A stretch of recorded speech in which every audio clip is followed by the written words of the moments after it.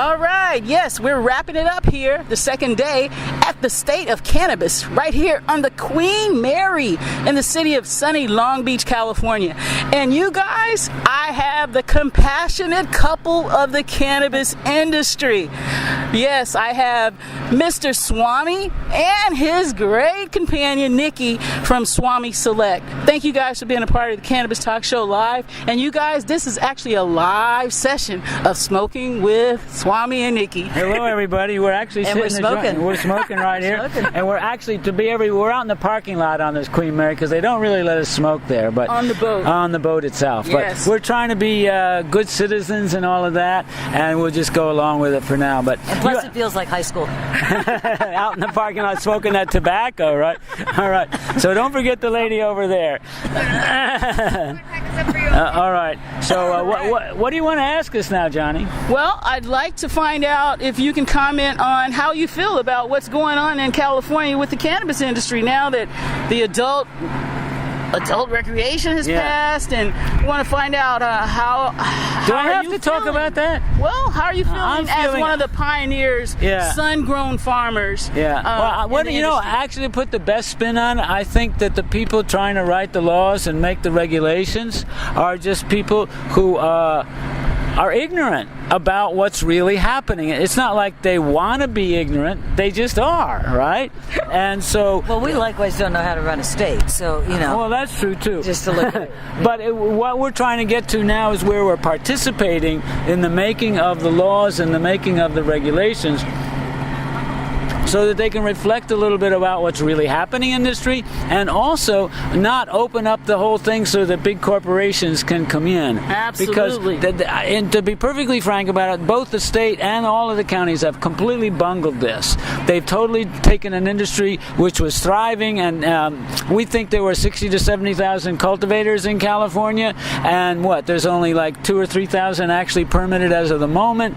And this was a huge industry that was bigger than the dairy industry than California, and they may be just about wiping it out. So I think they did it without really understanding how important this industry is, not only just economically, but also for people's medicine and for people's inspiration. And we're talking about thousands, literally thousands of small farmers who are kind of the backbone of this industry, who are being knocked out of the industry because of all the regulations.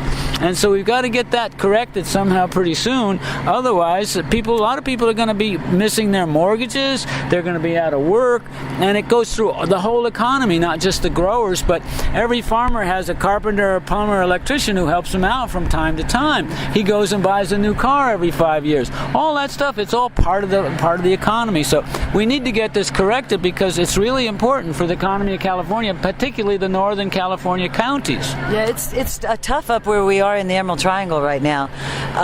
On one hand, it's exhilarating, exciting, and those of us that are going forward are having an amazing time. But at the same time, we're watching our neighbors and our friends, and they are going out of business a lot, and they're selling their land, and multi-generational families are having to leave. And it's very difficult, and it sets up at camps, of like those who have permits and those who don't. And it's a difficult time as we go through this kind of ironing out of where we're going to all end up. I don't know, but...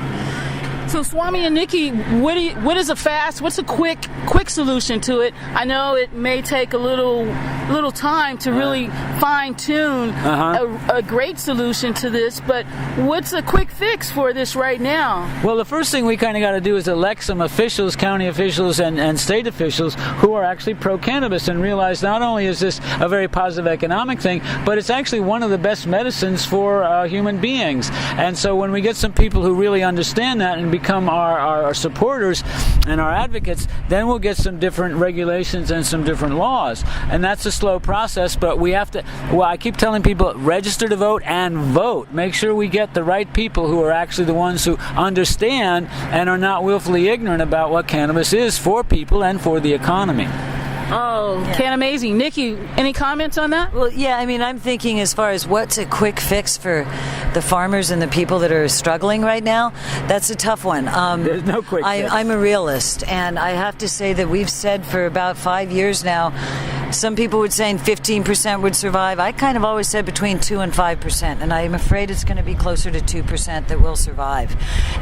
So the quick fix for that, I would say, is try to be positive and find another passion in life for a lot of people. They're going to have to, because let's get real. Big growers are going to come in. They are going to be in Salinas, and they are going to be in all those other areas, Coachella, etc. And they are going to be producing masses for the quantities, or quantities for the masses, I should say. And we're going to be the small ones that are still allowed. A few handful of us that make it through this are going to be able to still provide the quality cannabis that we grow in the Emerald Triangle. All of those other people that have been growing such beautiful weed but just don't know how to do business, my heart goes out to them. That's all I can say. And I hope they continue to grow at home their personal six, because they're really brilliant at what they do. But it's just heartbreaking to think that they're going to have to find other careers at this time in life. We didn't really expect it was going to be this way when they made it legal. But one of the problems for us is that all of the number of people, and there really aren't that many, but the number of people who've come forward to sign up and try and be compliant, apply for the permits, pay all the fees and so on, they're actually coming down on us really hard. And so if you come down on the people trying to cooperate, what about all those other people? They're looking and saying, hey, they're treating those guys really bad. Why should we even come in? So they're not getting rid of the black market. Actually, the black market is growing. Right? Oh, man, it's zooming. So, yeah. Especially in Southern California. Yeah. It is out of control. Let's talk about Southern California a little bit, because a lot of people down here keep telling us that, we really can't get really high quality cannabis, and so we need Swami Select. Well, we need to bring the sun-grown, pure cannabis grown in the soil from Northern California, which is the best place to grow it, to Southern California, where you have all these connoisseurs, all these people who really know about good cannabis, but they just can't really get the sun-grown. And there's a big difference between any kind of indoor and sun-grown. And so we want to come down here and open up the market here and bring people the fine cannabis from up north, the sun-grown organic in the soil. And that's what's going to be, people are going to really realize how fine this cannabis is. And we're going to have a market, and people will get what they really want. Because people in Southern California are very sophisticated. They have high developed palates and taste and so on. They want the best. They're also health conscious. So it just makes absolute sense that once people start to figure out, a lot of people aren't even aware that organic sun-grown cannabis exists. They think it's all this indoor stuff with beautiful crystal and bling, but high THC, and you're missing out on everything else, folks. So can't duplicate the sun. You really can't. And so, it's just time for people down here, especially in Southern California, that I say are so health conscious, to realize there's something out there that is pure and is clean, and it's not going to make them sick instead of healthy. It's called Swami Select, you guys. Well, we're not the only Select. I'm a little biased. I'm so biased. I'm so fortunate to have this. Up in the mountains, we have a lot of growers that we've learned from over the years, and we've shared stuff. And the key thing now is we're involved in two things. We're involved in what's called the living soil regenerative agriculture, where you try and source everything from, you put on your plants as locally as you can.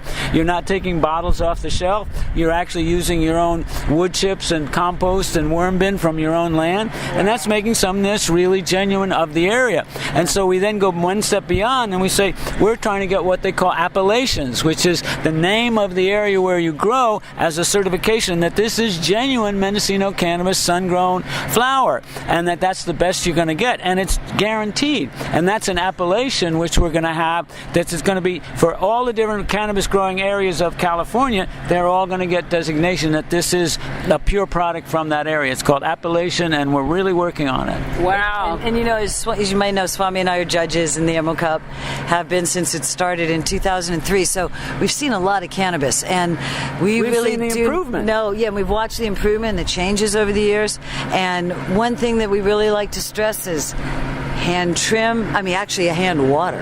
Actually hand water that crop and get to know every one of your plants, and then hand trim it, and then hand package it. You put it through these machines, and then hand roll everything. it too. Hand roll it. You're just loving that plant, huh? That's right. Just showing all kinds of love. Yes, exactly. You got it. It shows. It comes through. It really does. Well, wow. Hey, you guys, you've heard it from the compassionate couple of the cannabis industry. You see how he's talking, and he's so selfless about himself and what him and Nikki have provided to the cannabis industry, that he definitely wants to make sure that his fellow farmers are well kept in the mix. Oh yeah, we got a lot of people up there who are just growing the finest stuff, and we're having trouble getting it to market and so on, and we'll get it there for you at some point, and we'll slide through and we'll make this happen. Great. Thank you so much, Swami, Nikki. Would you Thank please, you, Johnny. tell our listening audience where they can tune in or listen to Swami Smoking with Swami? Smoking with Swami is our YouTube channel. Okay. So you can go onto YouTube and just put in Swami Select or Smoking with Swami. Our new series just started yesterday, in fact, this year's series. So you got, 11 more episodes? I think so, something like that. And then we also do a blog on swamiselect.com, right? Yep. And then we also write for Mary Jane, the online magazine, and Cannabis Now. Wow. So we're come to the Emerald Cup. Come to the Emerald Cup in December. Yes, you guys will love it. All right, thanks to Swami and Nikki for being a part of Cannabis Talk Show Live right here at the State of Cannabis in Long Beach, California. Thank you, Johnny. Johnny, and we're out. Say hi.